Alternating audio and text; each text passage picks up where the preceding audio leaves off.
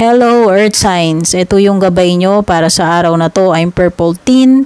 Don't forget to subscribe sa aking YouTube channel. Paki-like and follow na rin ang aking Facebook page, TikTok, and Instagram. Sa mga interesado sa personal readings, pumunta kayo sa aking FB page. Doon kayo mag-send ng private message kung magbubook kayo or mag-i-inquire. Lahat ng kailangan yung detalye at yung link nakasulat sa description below. Kasama na rin po ng mga timestamps nitong ating reading. So, nandyan yung sign ninyo. I-tap nyo lang yung time na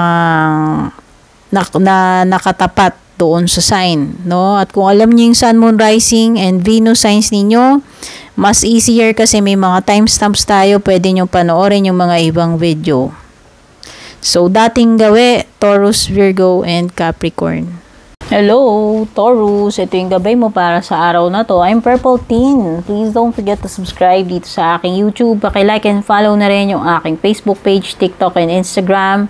Para sa mga interesado sa personal reading, mag-send lang kayo ng private message sa aking Purple Teen Facebook page kung magbubook kayo or mag-i-inquire about personal reading. Yung link at details hanapin nyo nakalagay sa description below. Taurus, ang lucky day mo ay Tuesday. Lucky numbers mo 10, 45, 21, 22, 29, at saka 24.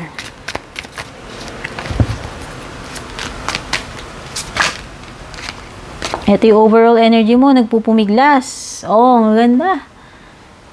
Victorious ka ngayong araw na to, Taurus, with the 6 of Wands. Oh. Kung deserve mo ng palakpak, ayan na yung palakpak na hinihintay mo, Taurus. Ibig sabihin, marami kang mapapabilib ngayong araw na to. No, they will recognize you dahil sa pinakita mong galing. They will admire you, no? Kung ano man yung ipinamalas mo diyan. So for sure maraming admirer, mare-recognize ka na sa ginagawa mo. So kung nasa social media, makikilala ka na. No, kung vlogger ka man, YouTuber, o kung ano man, TikToker. Kung sa workplace yan, ang ibig sabihin yan, makakakuha ka ng pat from your boss. Ibig sabihin, papuri. Okay? So, ayan. This is, kumbaga, yung fame, yung spotlight nasa iyo ngayong araw na to. All eyes on you, yung attention nasa sayo. So, pwede ka rin maka-attract ng mga mga inggitero, inggitera. Hindi lang yung mga tao na natutuwa sa'yo. So, for sure, may mga tumataas ang kilay dyan, Taurus. Hindi naman laging nawawala yung mga ganyan. Ace of Swords, you will be successful. Alam mo, double success. This is a yes. So, kung nagtatanong ka, kung may katanungan ka man, Taurus, ang indication nitong dalawa ay big yes. Magiging successful yung outcome. Kung magkakaproblema ka, Taurus, mahahanap mo yung solution within the day. Ayan ang Ace of Swords. So, pwedeng nagsimula ka na nahihirapan at challenge, pero masusolusyonan mo yan with the Ace of Swords. Malulusutan mo yan kung ano man yan. Empress, ang ganda, yung iba sa inyo, ngayong araw na to, magiging very, kayo? Ano ba tawag dito? Parang you are in the mood na, manlibre, magpakain. Basta parang, kayo bongga yung araw ngayon, gusto nyo mag-share, gusto nyo maging host, pwede kayong magpapaparty, magluluto, mamimigay, magpapakain. Basta parang very abundant yung araw ninyo. Yun yung nafe-feel ko dito. Parang nag-uumapaw kayo at parang gusto nyong masaya kayo. Nasa magandang mood kayo, masaya na parang gusto nyong mag-share na kung anong meron kayo ngayong araw na to. I-share nyo yung mga tinatamasan, yung blessings. Kasi ayan, may abundance dito with the Empress card. Okay? Bukod doon, this is also a card ng nag-i-indulge ka. So, ayan, gusto mo lang talagang mag-indulge, mag-enjoy ngayong araw na to. Isa yan. Basta magpapaka-enjoy. Tingnan muna natin yung love life mo, Taurus. Unworthy, you are a better person than I am. Yung isa dito, nafe-feel niya, ikaw man yan or yung person mo, hindi siya, hindi mo siya deserve or hindi ka niya deserve. Kasi pwedeng siya yan, pwedeng ikaw. O basta, kung sino man yung nagsasalita nito, sinasabi niya na hindi siya karapat-dapat para sa'yo. No, you deserve better. Kung yung person mo yung nagsasalita niyan, alam niya na na unworthy siya ng pagmamahal mo. O unsatisfied, I wasn't happy the way things were going. O ikaw man yun na siya, nakakaramdam niyan, no? Okay, kaya naman pala, hindi siya talaga kontento. Kaya pala, so tama lang na sinasabi niya, kung sa inyong dalawa, merong all out or genuine na masaya kasi mahal niya yung person niya. Yung isa naman dyan, hindi kontento. So, dun pa lang, magkakaproblema talaga. Tsaka talagang hindi mo deserve yung person na yan. Kung sinasabi niya, kung siya yan, yung hindi kontento, malamang sa malamang, kapag hindi kontento, pwedeng maghanap ng iba. Kasi hindi siya masaya dito sa connection nyo eh. So, anything pwedeng mangyari. Pagka ganyan. Taurus, dagdagan pa natin yung cards mo. Meron kang gavel. Involvement with the law. Uy, so umiwas sa mga sabit, gusot na may kinalaman sa legal, no? O laging dun lang tayo sa tama. Bag, something important. Huwag lumabag sa mga huwag gumawa ng illegal, huwag lumabag dun sa mga rules sa batas para hindi ka mapunish. Hindi ka makasuhan. Something important such as a new job or raise. Uy, ganda oh. Dahil nga siguro na-recognize nila yung kagalingan mo dito oh. O-operan ka na dito ng raise. O pwede nga may promotion, nangangamoy promotion yan sa iyo. Taurus, dahil nakikita nila yung potential mo at magaling ka naman. So, baka by September, ayan, mukhang may magandang mangyayari sa'yo by September. Baka ito na yung promotion, Taurus. So, clap, clap. Congratulations. Meron kang Ram, stubborn, aggressive person. So, ayan. O, meron dyan may sungay. May sungay, ganun katigas ulo.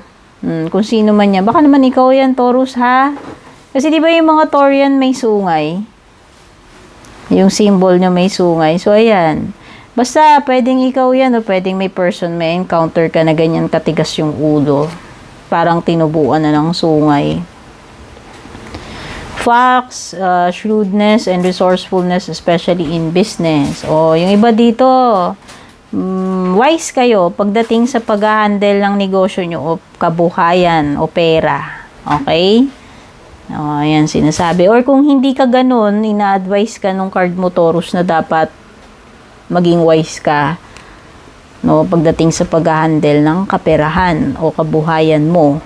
Okay, Taurus, ito yung mga energies mo. Don't forget to like and share. Don't forget to subscribe. Take care and God bless. Hello Virgo, ito yung gabay mo para sa araw na to. I'm Purple Teen. Don't forget to subscribe dito sa aking YouTube. Paki-like and follow na rin yung aking Facebook, TikTok, and Instagram. Mag-send ka lang ng private message sa aking Facebook page kung interesado ka mag-book ng personal reading. Yung link at details nakalagay sa description below. Virgo, lucky day mo, Sunday, lucky numbers mo 58, 36, 13, 12, 43, at saka 17. Overall energy mo, the Lovers. So, pwedeng may Gemini. Pwedeng may Gemini ka na ma-encounter. Or, pwedeng you are in the mood na i-commit yung sarili mo. This is about entering a partnership or relationship. O, simply, love. O, mukhang L-O-V-E, yung overall energy mo ngayon. Nakafocus ito sa, pwedeng nakafocus sa love life mo. Ayan, o. Baka merong, pwede rin na sinasabi niya na kailangan parang may importanteng pinag-iisipan ka or dapat pagdesisyonan pagdating sa ano mo, sa loved one mo or relationship. Baka nga nag-worry ka. Kakaroon ka ng mga nightmares, stress or worrying tungkol dito sa partner mo or relationship mo. Tama ba? Virgo, yan ba yung ano mo, main energy mo? Nag-aalala ka ba dito sa relationship mo, sa person mo? Okay, so nakita ko ngayong araw na to, itutuloy mo na yung ginagawa mo with the Magician card. May manifesting dito. Basta gagawin mo na yan. Kung matagal mong inaisang tabi ang bagay na yan, ngayong araw na to, ay ano, itutuloy mo na yan or uumpisahan mo na kung hindi mo pa nauumpisahan yan. Okay? So, yan. Nakikita ko na ano, very determined ka na ano, na may mangyari ngayong araw na to. Yun yung nafe-feel ko kay Magician eh. Parang hindi ka papayag na walang mangyayari ngayong araw na ito, Virgo. Tignan natin yung love life mo. Overwhelmed. O, diba? No? Binibigyan kaya ata sakit ng ulo nitong person mo, Virgo. Ayan, no? Meron ka ng 9 of Swords dito about worrying. Meron ka pang overwhelmed dito sa iyong card, oracle card. Oh, grabe. Alam mo, nakaka-drain na ito para sa'yo. Yun yung sinasabi nito. Card mo. Nadidrain ka na dyan. Sa sobrang stress mo dyan sa person na yan. Ay, nade-drain ka na. Natutuyot ka na. Naku, masisira beauty mo dyan, Virgo. Neglected. I failed to give you what you need. O, hindi ko alam. Ikaw ba to na nagsasabi na ano, nag-fail ka na ibigay dyan sa person na yan yung dapat mong gawin or ibigay or siya yan. Kasi pwedeng energy din niya yan eh. So, yan. Kung sino man sa inyo yung nagsasabi niyan, aminado siya na he or she is a failure kasi hindi niya naibigay kung ano yung deserve mo. Hindi niya naibibigay yung dapat niyang ibigay para sa iyo dito sa partnership ninyo. O diba? Aminado.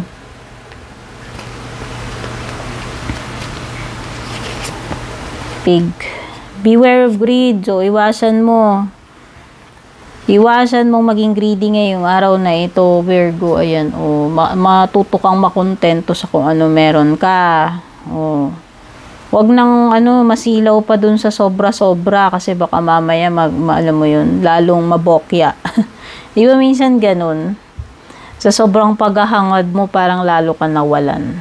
And meron ding something about July. O baka naman sa July ito, kung ano man ito, matetempt ka, iwasan mo na lang maging greedy. Baka ikaw pa hamak mo or ikaw wala pa. And merong importante kaganapan sa July. Throne, position of authority, o kung sino man ito na nakaano daw, siya yung in charge or nasa position. Baka naman ikaw to. Baka naman sa July, ikaw maa-assign ka sa isang napaka-importanteng trabaho or position. O, baka naman mapopromote ka. Or basta very important lang yung magiging yung maa-assign sa iyo na na task o duty mo. Ayan o. Kumbaga, ikaw papabor sa'yo yan ikaw ang authority. Kung maupo ka dyan sa trono na yan, ikaw ang masusunod. Cain, pay attention to your health daw. Virgo, kung may nararamdaman ka, wag nang ipagpaliban, magpa-check sa doktor. Lalo na kung paulit-ulit or medyo matagal mo nang nararamdaman or nagiging worse. Tandaan nyo, yung mga lisensyadong doktor lamang ang makakapag-assess ng physical condition mo. Kaya doon ka pupunta. Needle and thread. A sincere wish will be granted. Uy. So, mukhang matutupad ang wish mo. Ayan o. Kung sincere ka naman daw dito sa itong bagay na hinihingi mo, kung pinagdarasal mo man to hinihiling, ipagkakaloob sa iyo ito. No, basta ito ay galing sa puso mo. Sincere ka dito sa gusto mong mangyari. Ipagkakaloob yan. Okay, Virgo, ito yung mga energies mo. Don't forget to like and share. Don't forget to subscribe. Take care and God bless. Capricorn, kamusta? Ito yung gabay mo para sa araw na to. I'm Purple Teen. Don't forget to subscribe dito sa aking YouTube. Paki-like and follow na rin yung aking Facebook, TikTok, and Instagram. Kung interesado ka sa personal reading, mag-send ka lang ng private message sa aking Facebook page. Yung link at details nakalagay sa description below. Capricorn, lucky day mo Thursday. Lucky numbers mo 36, 25, 26, 15, 54 at saka 58. At ang iyong overall energy para sa araw na ito, Capricorn, ay Queen of Swords. Wow. So, nafe-feel ko about the Queen of Swords. By the way, pwedeng may ma-encounter ka Gemini, Libra, Aquarius. Or pwedeng may ma-encounter ka na widower. O baka naman ikaw to. Are you a widow? Someone na divorced or widow? A very strong personality, babae man ito, lalaki, pero mostly babae. Okay. So, kung this is your energy, yan, pwedeng meron ka ng mga qualities na binanggit ko, or parang ang sinasabi kasi ni Queen of Swords sa'yo is dapat maging maging matapang ka na kaharapin yung katotohanan, Capricorn, no? Maging brutally honest ka sa sarili mo. Kumbaga, kung ano yung nakikita mo, it is what it is. Hindi mo, alam mo, wag mo nang lokohin yung sarili mo, magpaka-prangka ka na lang sa sarili mo, magpakatotoo ka. Or kung hindi man ito about yourself, sa ibang tao. Maging brutally honest ka. Sabihin mo yung gusto mong sabihin. No, with all honesty. Ito yun, yung time na magpapakatotoo. O, diba? Yan yung sinasabi ni Queen of Swords. Meron ding the Moon. So, this is Scorpio energy. Pwedeng may ma-encounter ka rin yung Scorpio na water sign.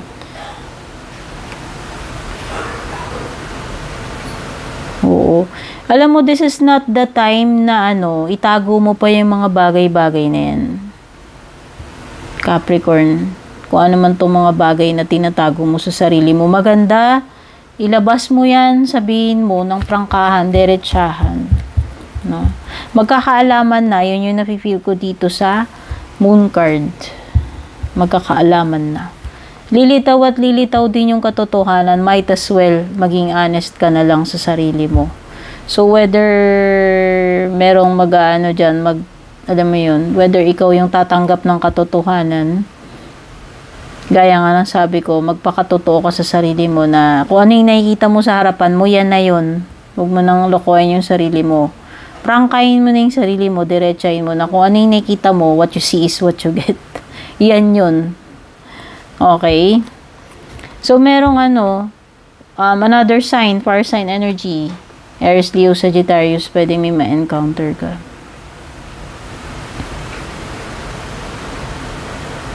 Okay.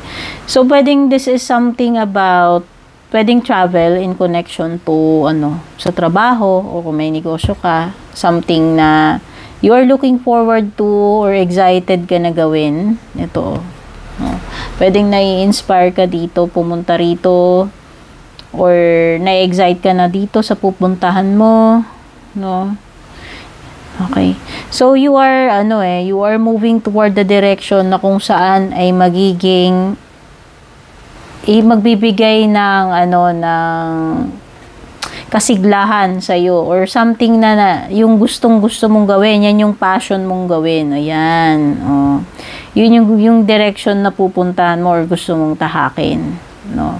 Kung saan ka magiging fulfilled, masaya, at kumbaga, kung saan nai-ignite yung passion mo. Yan yun.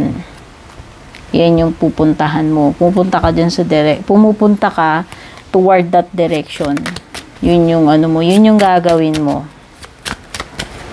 Tingnan naman natin yung love life mo, Capricorn. Meron kang irreplaceable. The way you love can never be matched. Uy, hindi ka daw maipagpapalit. Reveal, I want to tell you the truth, o diba? Okay. So, pwede, aamin itong person mo about something. Basta merong magkakaroon ng kaliwanagan dito Kasi merong i-reveal niya kung ano yung totoo. Ikaw man yung gagawa ng revelation o yung person mo. Ayan, gaya nga sabi ko, diba, lilitaw na yung katotohanan dito sa moon at dapat maging honest ka sa sarili mo. Kung ikaw man yung makakatanggap nitong katotohanan, maging honest ka sa sarili mo na tanggapin. Or, kung ikaw yung magsasabi, no? Ayan, meron mag-aano sa inyo. Either ikaw to o yung person mo, mag-aamin na yan. Magsasabi na to ng totoong nararamdaman. Okay? O baka ito yung sasabihin niya na wala talagang papalit sa trono mo. Capricorn, ikaw lang yung nag-iisa. Wala kang kapalit. O diba? You are irreplaceable. Ang bongga. So, ikaw lang. Ikaw lang yung ganyan. Wala nang ibang papalit sa'yo.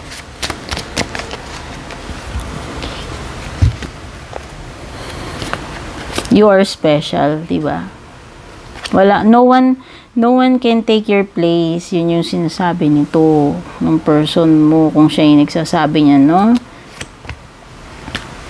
Successful outcome to your problems. O, masasolve mo yung mga problema mo. This is good news, Capricorn. Kung ano man yung mga problema mo, makakahanap ng solution. Finger warning you of a problem either now or in the near future. Okay, yun yung tinuturo niya. Uy, ano kaya to? Basta kung nasaan nakaturo yung finger. So, tingin ko this is about the travel. Wina-warn ka ng daliri, ayan, no? Kung ano yung tinuturo niya, yun. Pwedeng ito, pwedeng ito. Oo nga. Malapit na yan. Sinasabi ng finger. Kung ito yung travel in connection to work or business or itong revelation, yung magkakaalaman, o yun yung sinasabi niya. O. So, pwedeng magkakaroon din ng problema daw doon at mukhang malapit na yan mangyari. O, meron ding announcement. O, may marireceive kang importanteng balita or announcement. May ka-deal ka babae, dark color yung hair or yung balat. Medyo dark. Kung sino man ito, kung sino man itong makaka-encounter mo na babae, no? Pwedeng karelasyon, no? May makaka-deal ka na ganyan. Dark hair or dark skinned. At merong sinasabi about happiness. O, ayan, ang ganda. Masosolve mo na yung problem mo, magkakaroon ka pa ng happiness. O, diba? Siyempre, kung na-solve yung problem mo, magiging happy ka talaga. Or baka naman meron ding mangyayaring iba na magbibigay sa iyo ng happiness ngayong araw na to or sa mga susunod na araw, Capricorn. Okay? Ito yung mga energies mo. Don't forget to like and share. Don't forget to subscribe. Take care and God bless.